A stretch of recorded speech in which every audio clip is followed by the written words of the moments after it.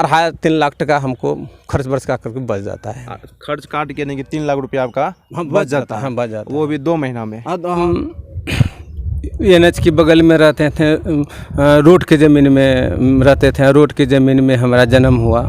तो इसके बाद हम थोड़ा सब्जी की खेती पकड़े, सब्जी से खेती लीज पर लेकर के खेती पकड़े, और लीज से थोड़ा बढ़ा करके जब उस लीज से हमको इनकम हुआ तो इसके बाद हम अपना ज़मीन खरीदें 1 एकड़ से अभी 6 एकड़ ज़मीन किन लिए हैं, और 2 महला मकान भी बना लिए हैं। देखिए 2 महला मकान बन कर रेडी है। और यहाँ 10 कट्ठा ये ज़मीन डी किने हैं। हम रोड नेशनल हाईवे की बगल में 10 कट्ठा ज़मीन है हमारा। वो ज़मीन बहुत कीमती हो गया अभी। वही ज़मीन 10 कट्ठा का दाम 2 करोड़ रुपया है। और क्या क्या मदद मिलता है सरकार की तरफ से? खेती करने के लिए 11,500 रुपया प्रति एकड़ किसान को दे रहा है। तो इसके बाद अपना कौन सा योजना के तहत 11,500? जैविक। अच्छा, मिश्रित खेती से क्या क्या फायदा है किसानों को? मिश्रित खेती से ना एक ही लागत में 3 फसल यहाँ प्राप्त हो रहा है। एक ही लागत से एक ही जमीन में एक ही समय में 3 फसल के हमरा। पहले तो इसमें गब्बर, अभी मैं फ़िलहाल कटिहार जिला के समेली प्रखंड के बखरी गांव में आज किसानों के बीच में उपस्थित हुआ हूं।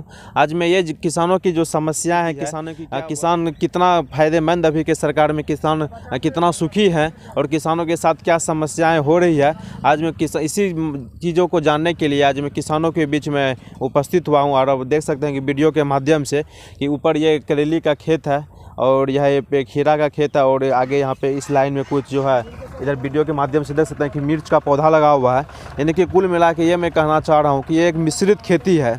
और मैं जिस किसान के और मेरे बगल में जो किसान है, ये बहुत ही चर्चित किसान है। बखरी गांव के तमाम तरह के जो है इनके पास सरकार से इनको प्रोत्साहन भी मिल चुका है, और कई तरह के किसानों को ये ट्रेनिंग भी देते हैं। और यहाँ पे जो है कुल किसान इनसे कुछ सीखते भी हैं। देखते हैं इनके साथ तमाम किसान बंधु हैं जो इनसे कुछ ना कुछ सीख के जो है गाँव वाले आगे बढ़ रहे हैं। तो और विशेष जानकारी यहाँ पे हम किसान से लेना चाहते हैं। सबसे पहले तो सर बताइए पहले कि ये जो आप मिश्रित खेती कर रहे हैं, इसकी शुरुआत आप कब से किए हैं?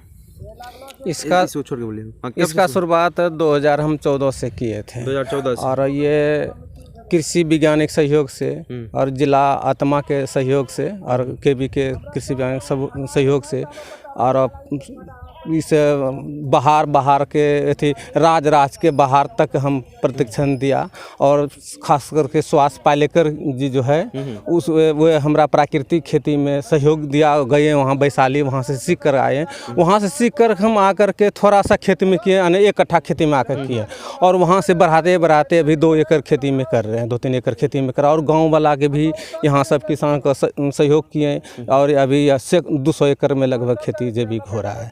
और इससे साथ साथ की मिश्रित भी खेती, एक ही साथ में मिर्ची हुआ, खीरा हुआ, करेला हुआ, एक ही लागत पर 3 फसल के हमारा उत्पादन होता है। और बारीकी से मैं एक चीज़ों को बताइएगा बारी से। इसमें 3 फसल लगा हुआ है। करेला हो गया, आप देख सकते हैं लटक रहा करेला। और यहाँ पे देखते हैं खीरा का है, यहाँ पे खीरा लगा हुआ है, ये पे खीरा का फल हो गया। और यहाँ पे जो है मेरे पीछे एक मिर्च का पौधा है, यहाँ पे इस लाइन में पूरी मिर्च लगा हुआ है। तो कुल मिला के इसमें 3 फसल है। तो अब बारी से ये बताइए हमको कि करेली का जो है आप रोपाई किस महीने में आप करते हैं? ये करेले का रोपाई फरवरी में किए। फरवरी में और खीरा का रोपाई कब करते हैं? खीरा का एक ही साथ किए हैं, एक ही साथ। और इधर मिर्ची की भी किए हैं। मिर्ची ये फल रहा है। हाँ, देखिए आप तर्जुम करके दिखाइएगा, कैमरामैन से मैं आग्रह करना चाहता हूँ। देखिए मिर्ची यहाँ पे कितना अच्छा फल रहा है। तो तीनों जो है आप एक ही साथ लगाए, इधर नजदीक तीनों एक ही साथ लगाए हैं, जिसमें कि खीरा का हम मिर्ची जो है यहाँ रह जाता है, खीरा यहाँ से आकर के इस गन में रह जाता है। और तो करेला का लत ऊंचा होकर के जाल पर यहाँ आकर के फरने लगता है। यानी कि जो करेला का जो खीरा का हाइट है वो इस जो है लत आपका इस पे मतलब नहीं चढ़ता। हाँ, इस गन में 6 फीट के अंदर में रह जाता है। और 6 फीट से ऊपर होकर के जाल जो अलान दिए हैं, इस पर अभी करेला फल रहा है। तो इसमें और तो ये जो है ये ख़त्म हो जाएगा, तो इसके बाद ये फलते रहेगा। ये लगभग सितंबर अक्टूबर तक हमारा ये फलता रहेगा। अच्छा, मिश्रित खेती से क्या क्या फायदा है किसानों को? मिश्रित खेती से है ना, एक ही लागत में हाँ। 3 फसल यहाँ प्राप्त हो रहा है। एक ही लागत से और एक ही जमीन में एक ही समय में 3 फसल का हमरा। पहले तो इसमें हम गजरा ले लिए, गजरा ले करके उसको बेच दिए बाजार में। तो इसके बाद इसमें 3 फसल लगाए हैं और ये अभी चल रहा है बाजार में।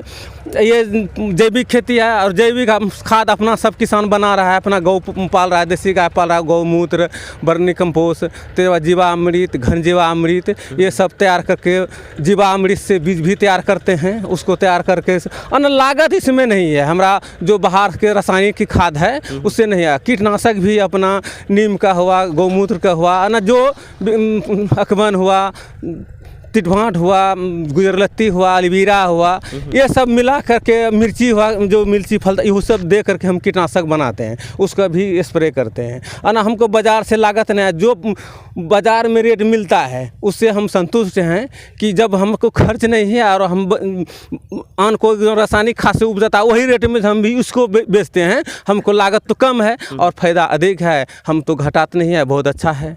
अच्छा, इसमें अभी जो हम जिस खेत में मौजूद हैं कितना एकड़ है? ये 1 एकड़ का प्लाट है। 1 एकड़ का तो इसमें हमको जो एक एकड़ में बताइए, जैसे फरवरी में आप इसको बुआई कर लिए जी, उसको कितना दिनों के बाद ये फलना स्टार्ट होता है? ये लगभग 50 दिन के अंदर में गिनती के साथ ये तैयार हो जाता है। 50 दिन के अंदर जो आपका खीरा भी फरने लगता है और करेले भी फरने और मिर्च में भी जो है फूल बाती वगैरह आने लगता है। जी। तो इसमें 1 एकड़ में कितना खर्च आ जाता है आपको? खर्च मिला जुला करके इसमें 20 से 25 हज़ार रुपया आता है। 1 एकड़ में मात्र 20 से 25 हज़ार? वहाँ 25 अपना बांस खुला है। और एक बार जाल जब किनते हैं ना तो ये 3 साल तक हमारा जाता है। अच्छा, इसमें 3 साल? 3 साल हाँ लगे हुए ना, उतार लेते हैं। और इसके बाद फिर उसको सूता भी खोल लेते हैं, बांस भी निकाल लेते हैं, जाल भी, वो जाल भी 3 साल चलता है हमारा। एक ही जाल 3 साल चलता है। इसको उतार करके गाजर बुनते हैं और गाजर बुन के फिर 3 फसल हम इसमें फिर तैयार करते हैं मिश्रित। अच्छा, जैसे 1 एकड़ में आप बताएं कि 25 से 30 हज़ार रुपया खर्च आता है जी, तो अगर खर्च काट दे तो मुनाफा कितना हो जाता है?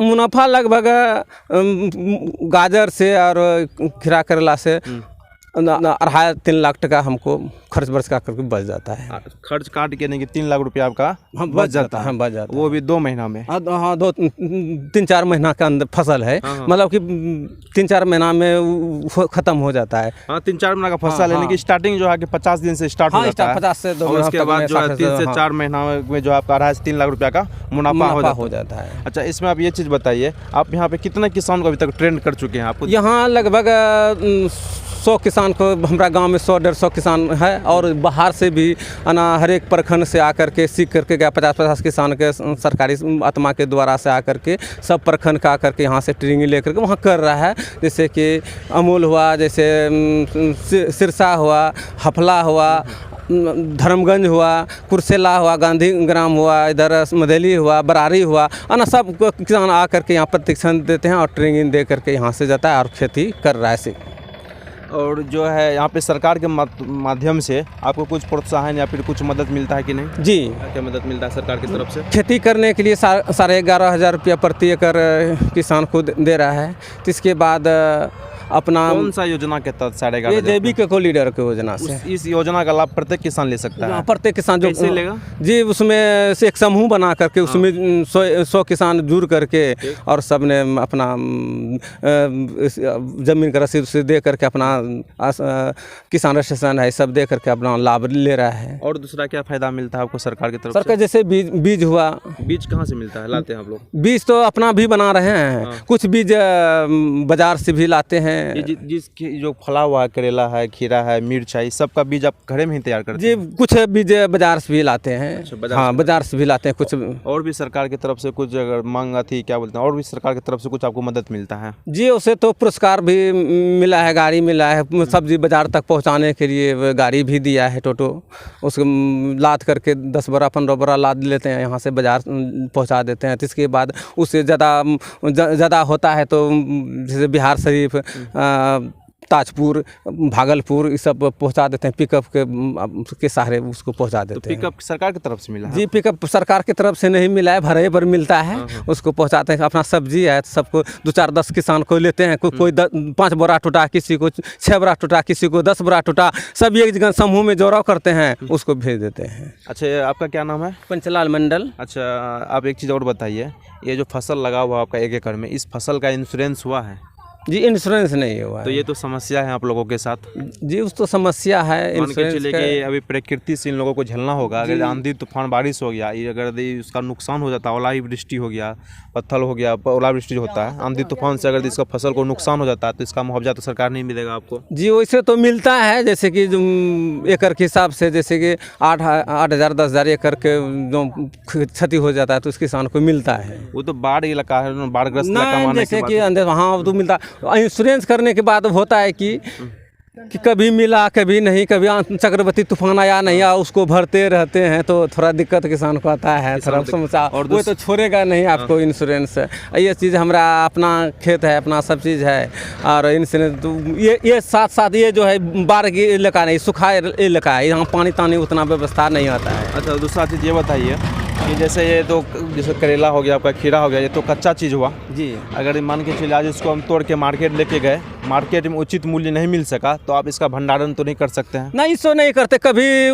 मूल्य डाउन होता है, कभी हाई भी होता है, हमको मेकअप हो जाता है। ऐसा बात नहीं रहता है कि एक ही सामान इसको रहता है। कभी जो मान चलिए 10 रुपया केजी बिका, कभी 20 रुपया केजी बिकता, कभी 15 रुपया केजी बिका, इससे हमको मिला जुला के मेकअप हो जाता है। इससे कोई आप इसको स्टॉक करना चाहिएगा, स्टॉक कितना दिन करेंगे? इसका कारण है कि मान चलिए इसको एसी भी लगा, वही तो हम आपसे बोलना चाह रहे हैं ना। तो और इसे मान के चलिए तो रोज निकलने वाला फसल है, ये किसान वे किसान, कितना हम भंडारण इसको कर सकते हैं ना? तो वही ना आपसे पूछना चाह रहे हैं कि बिहार सरकार की तरफ से प्रत्येक पंचायत में एक कोल्ड स्टोरेज की आवश्यकता है कि नहीं? तत्काल है। जैसे कि मान लीजिए गोभी का सीजन है, जब आज नहीं बाजार में बिक सका, जो हम लौटा करके यहाँ रखते हैं वो थोड़ा बर्बाद होता है, और जब हो जाने से क्या होता है, उससे सुरक्षित रहता है, इसने कल ना परसों ना उसको हम बाज़ार में बेच सकते हैं।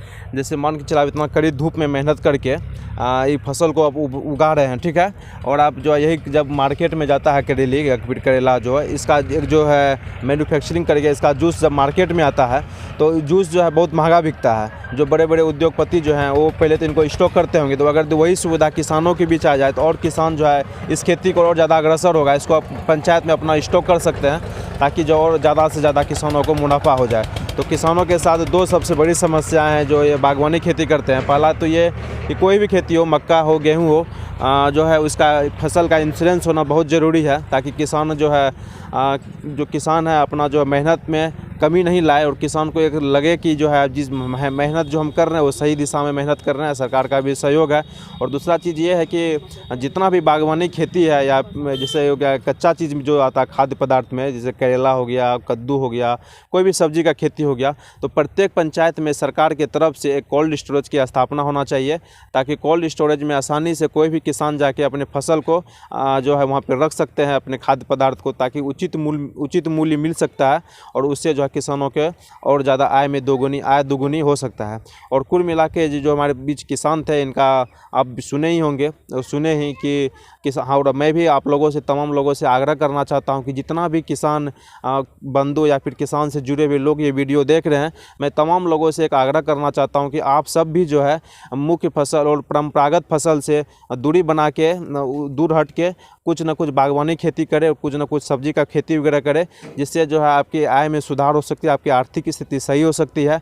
और इस तरह से खास करके अगर कर रहे हैं तो और बहुत बढ़िया बात है। मिश्रित खेती, एक ही समय में जो है 3 फसल यहाँ पे किसान ले रहे हैं, लाभ ले रहे हैं, और एक ही लागत में अगर इसमें आप समझ सकते हैं, अगर सिंचाई भी करते होंगे तो तीनों फसल में एक साथ ही सिंचाई हो गया। यहाँ सबसे बड़ी एक समस्या है, जैसे कि गाजर हम उत्पादन कर बहुत 200 एकड़ 300 एकड़ में होता है और एक ही साथ सब निकलता है। यहाँ कोई उसका जेम जेली या कोई व्यवस्था हो उसको बनाने के लिए वो जो कोई उद्योग धंधा लगे तो बहुत किसानों को फायदा होगा। वही तो मैं बता, गाजर से हाँ, कोई गाजर का जैसे जूस वगैरह हो गया, जूस वगैरह, कोई फिर जेम करेली का भी जेम जूस जो है बहुत महंगा बिकता है मार्केट में। अगर दी यहाँ पे हमारे अगल बगल जिला में कहीं पे एक मैन्युफैक्चरिंग का ये स्थापना कर दे फैक्ट्री वगैरह का, जिससे जो गाजर का जूस हो गया, करेली का जूस हो गया, लौकी का हो गया, तो ये सबसे किसानों की आय में और दुगुनी हो गया है। और जो है किसानों के फसल का जो है इंश्योरेंस भी हो जाए, ताकि किसान जो है आंख बंद करके इन फसल पे भरोसा करके विश्वास करके जो है रख सकते हैं, अपना लागत इस पे लगाने में संकोच नहीं आएगा, ताकि किसानों के फसल की क्षति भी होता है तो सरकार की तरफ से मुआवजा मिलेगा। इन तमाम चीज़ों पे सरकार अपने संज्ञान में लेके जल्द से जल्द इन सारी समस्याओं का समाधान करे। फिलहाल आज के लिए इतना ही, तब तक के लिए जय हिंद, जय स्वराज।